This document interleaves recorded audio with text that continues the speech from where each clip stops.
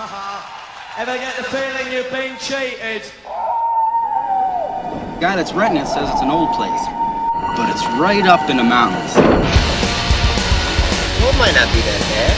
I believe I have made a significant find in the Kandarian ruins. Naturan de Manta. Shut it off! Roughly translated, Book of the Dead. It's not gonna let us leave. Get you, not another piece. 5 college students embark on what they hope will be a peaceful vacation to an isolated cabin in the woods. In this less than cozy cabin, they find an audio tape, and unfortunately for them, the recorded incantations, when played, release ancient demons. What follows is demonic possession, body dismemberment, madness, mayhem, and overly friendly trees. Can anyone survive the night and live to see another day? Sam Raimi is a filmmaker known for his highly dynamic and innovative visual style, inspired by comic books and the comedy of the Stooges. Raimi became fascinated with making films after his father bought him a movie camera. He began to make short films and experiment with his Super 8. The Evil Dead franchise brought Raimi to the attention of Hollywood. He went on to achieve his greatest critical and commercial success with the blockbuster Spider-Man movies. In addition to film, Raimi has worked in television, producing most notably Hercules and its spin-off Xena, Warrior Princess. Bruce Campbell's best known for portraying Ash Williams in the Evil Dead franchise, but he also had some of the best film cameos in Hollywood history. Also check out the criminally underrated Bubba Hotep. Campbell began acting as a teenager, and like Raimi, he soon began making short Super 8 movies. But it was after meeting Raimi in high school and becoming best buds that this interest in films became more than just a hobby. According to Campbell, though, the film was not a pleasure to work on.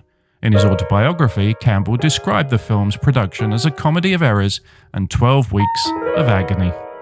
Joseph LaDuca is best known for his film and television collaborations with Sam Raimi. Unlike Raimi and Campbell, LaDuca was a Detroit native. LaDuca played in a rock band in his teens before studying literature and composition at university. He preferred composing to being in a band because it let him run among the disciplines without getting trapped. The film has a punk rock anyone can do it attitude. Raimi had complete artistic control. As a 21-year-old, this sort of freedom is unthinkable in modern Hollywood movies. It's like a punk album. It's like, never mind the bollocks, you know? It's savage. Having a low independent budget of less than $400,000 allowed them to take chances and try new things. Raimi used classic film techniques like the dolly zoom and Dutch angle technique of tilting the shot to create unease and weirdness, but more importantly it was his experimenting with new ideas, including literally crashing into the actors to get extreme close-ups, his demonic point-of-view shots, and even riding through the forest on his bike while filming.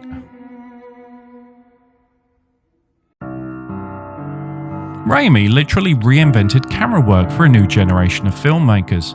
He pushed the medium of film to new levels of invention. The Evil Dead was unlike anything that had come before it, and its impact on mainstream movie making is undeniable. They say you have to suffer for your art, and this film is a good example of that. Great movies very often need dedication and an ability to work hard. The cabin featured in the film was also where the 13-man crew slept. Living conditions were so unbearable, the crew were often at each other's throats. The cabin didn't have plumbing, so the actors went days without showering. The crew also fell ill due to inadequate sanitation and freezing weather conditions. By the end of production, they were even burning furniture to stay warm. Watching this movie for the first time as a kid, I was terrified. I later watched it with an older teenage girl, who thought it was the funniest film she'd ever seen.